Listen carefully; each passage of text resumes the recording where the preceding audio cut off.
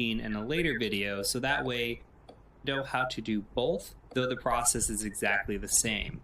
So for blue, what we're going to do is we're going to come into VMware here, and I'm going to show you VirtualBox as well. We're going to go open virtual machine, and you're just going to select the file that should be available to you here, which is blue. I've already done that through the magic of editing, so it's already here, and I'm just going to go up here and show you that. We'll get to settings here in a second. For VirtualBox, same exact process. I'm going to go ahead and just go to import. I'm just going to paste the location in here. You can also use this to go find your file. And I'm going to hit next and import. Okay, and it should start importing this file. So here we go, it's importing. It'll take 50 seconds. That's fine. Gives me time to talk about the settings. So you can see here that we are in bridged mode. Okay, we don't want to be in bridged mode. Let's go ahead and edit this. Go to bridged, and we're going to turn this into actually just NAT. Now you can choose how much memory you want to use here. Mine's set to 4 gigs, that's fine. I've got a lot of RAM. If you do not, then go ahead and maybe turn this down to 2 gigs would be absolutely fine. Okay, so I'm going to hit OK here.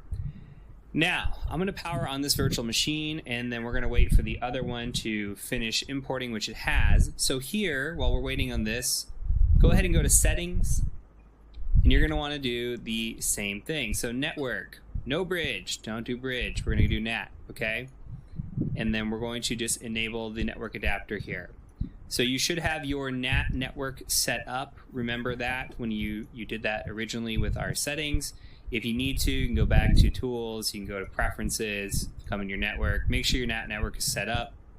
Anyway, come in here, you can go to your settings, and again, make sure that this is on NAT.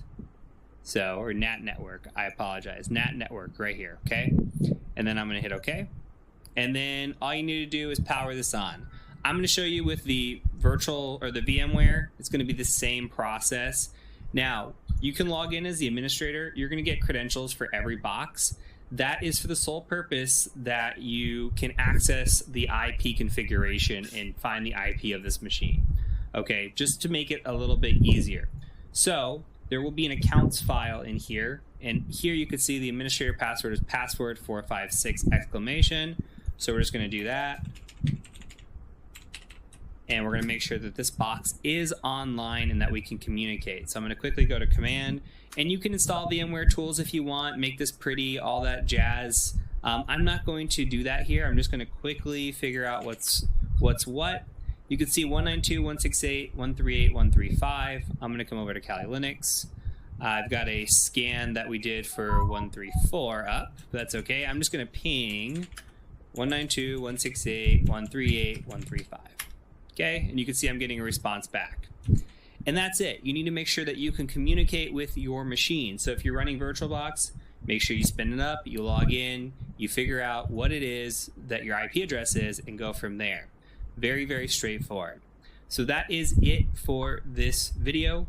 Go ahead and attempt to attack blue. See if you can figure out what the deal is and where you can go and how you can exploit it. And meet me in the next video once you've attempted it to see if you were able to successfully root or